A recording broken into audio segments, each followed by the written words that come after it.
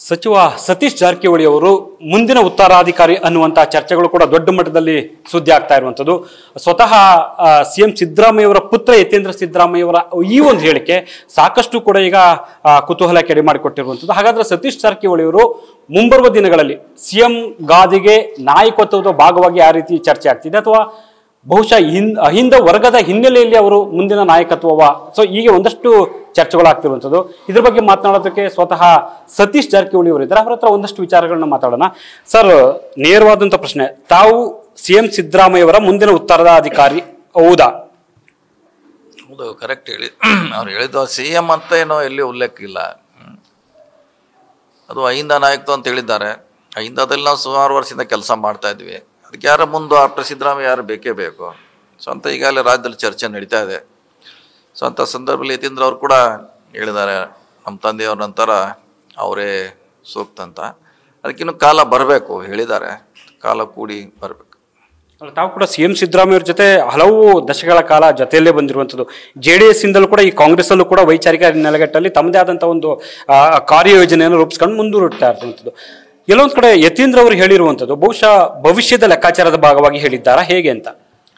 ನೋಡಿ, ಈಗ ಅವ್ರು ಹೇಳಿದ್ದಷ್ಟೇ ಟೆಂಪ್ರರಿ, ಅಂದರೆ ಅಹಿಂದ ನಾಯಕತ್ವ ವಹಿಸ್ಕೋಬೇಕಂತ ಅಷ್ಟೇ ಹೇಳಿದಾರೆ ಹೊರತಾಗಿ ಅದಕ್ಕೆ ಮತ್ತೇನು ಬೇರೆ ಸದ್ಯಕ್ಕೆ ವ್ಯಾಖ್ಯಾನ ಮಾಡೋದು ಅವಶ್ಯಕತೆ ಇಲ್ಲ. ಸೊ ಅಹಿಂದ ಅನ್ನೋದು ಒಂದು ಸಂಘಟನೆ ರಾಜ್ಯದಲ್ಲಿ ಸುಮಾರು ವರ್ಷಗಳಿಂದ ಇದೆ, 40-50 ವರ್ಷಗಳಿಂದ ಇದ್ದೇ ಇದೆ. ಅದಕ್ಕೆ ಯಾರೋ ಒಬ್ಬ ಸಾರಥಿ ಬೇಕೇ ಬೇಕು. ಆ ಹಿನ್ನೆಲೆಯಲ್ಲಿ ಹೇಳಿದ್ದಾರೆ ಅಷ್ಟೇ. ಅದನ್ನು ಹೆಚ್ಚಿಗೆ ವ್ಯಾಖ್ಯಾನ ಮಾಡೋದ್ರಲ್ಲಿ ಅರ್ಥ ಇಲ್ಲ.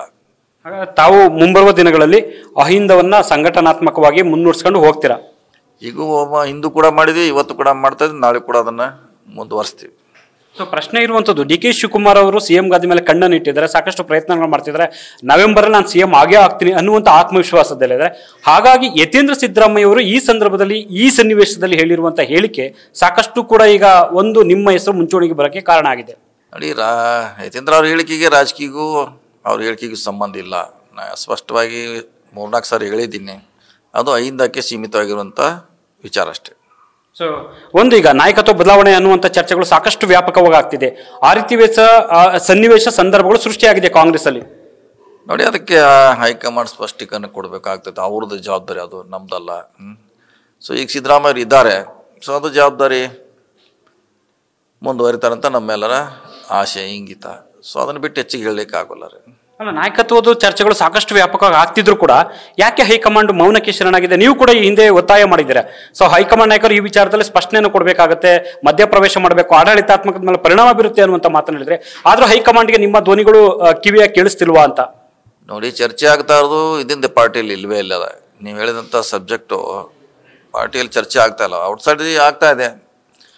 ಸೊ ಹೀಗಾಗಿ ಪಾರ್ಟಿಯಲ್ಲಿ ಚರ್ಚೆ ಆದಾಗ ಅದ್ರ ಬಗ್ಗೆ ಗಮನ ಹರಿಸೋಣ. ಈಗಂತೂ ನೀವು ಹೇಳೋಂಥ ಯಾವುದೇ ವಿಷಯಗಳು ಪಕ್ಷದಲ್ಲಿ ಚರ್ಚೆ ಆಗ್ತಾ ಇಲ್ಲ. ನ್ಯೂಸ್ ಫಸ್ಟ್, ನಿರ್ಭೀತಿಯಿಂದ ನಿಮ್ಮ ಪರವಾಗಿ.